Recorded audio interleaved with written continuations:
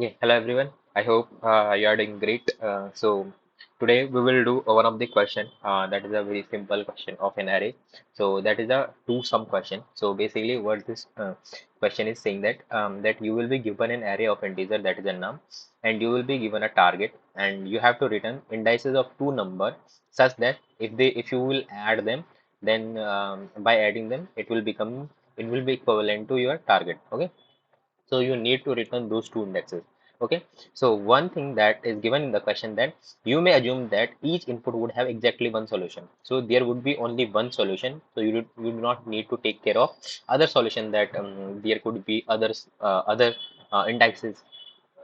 Okay, so there would be only one exact one solution. Okay, so let's go to the example and let's see how it works.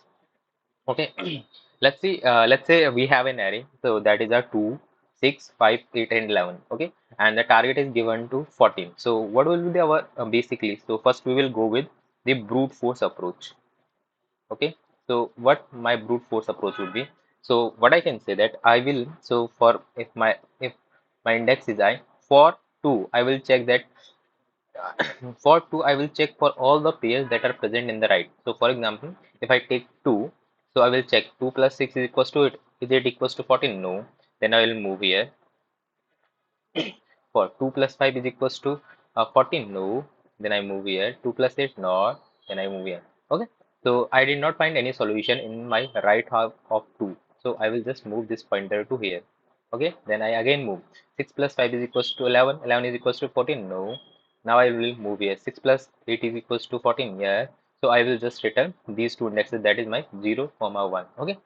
Now we will see that what is the basically time complexity of this one. So the time complexity will be, so we are iterating for every ith element, we are iterating to the right half of the array. So what we can say, that we are basically taking n time for every ith element. So it will be equals to your big of n square. Okay, and the space complexity, we are not taking any space, so the space complexity would be big of 1. Okay, so that's what. Now if you will see this, if you will give your answer, this answers to your interview, so your interviewer will not be happy, because this is a simpler approach and it's a brute force approach, and its type complexity is big of n square.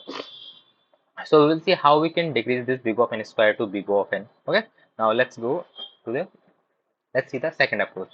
Okay, so what I can do, I can just make the same array, that is my 2, 6, 5, 8, 11, and my target is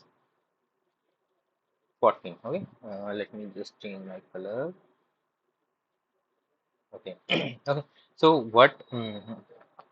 what in this approach we can do, we can use the we can use hash table here. So basically we can use hash map here. So let's say this is my hash map.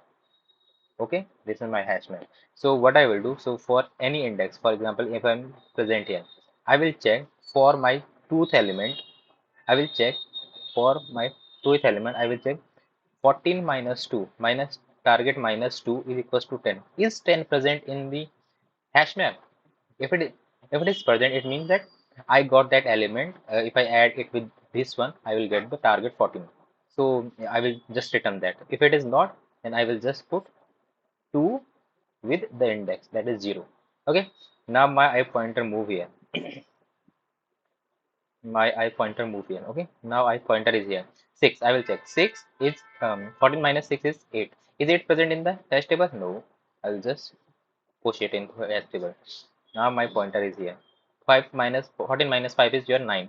Is 9 present in the hash map? No. I will just push it 9 comma 2. Okay, now I move here. Okay, now at 8 I will just do 14 minus 8 is equals to 6.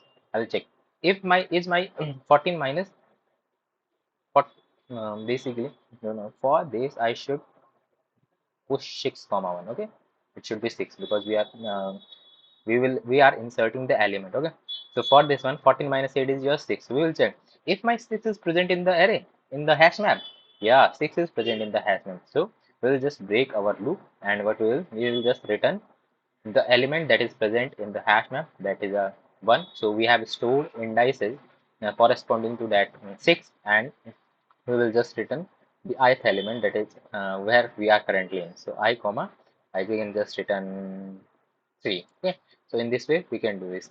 So now we will see that what is the space complexity and what is the time complexity.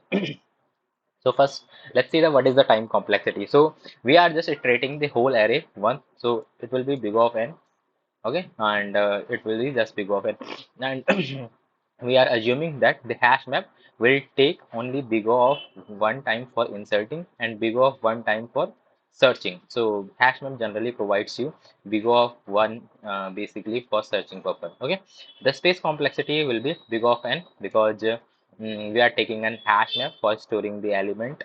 Okay, so the worst case time complexity would be big of n, because if we do not get any element, then whole element will be inserted in the hash map. So the time complexity will be big of one.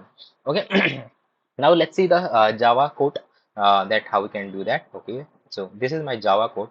Okay, so this method that basically that accept nums. It is a nums array and it a target array. Okay, so what we can do, um, we just initialize a map. It will be my integer comma integer map.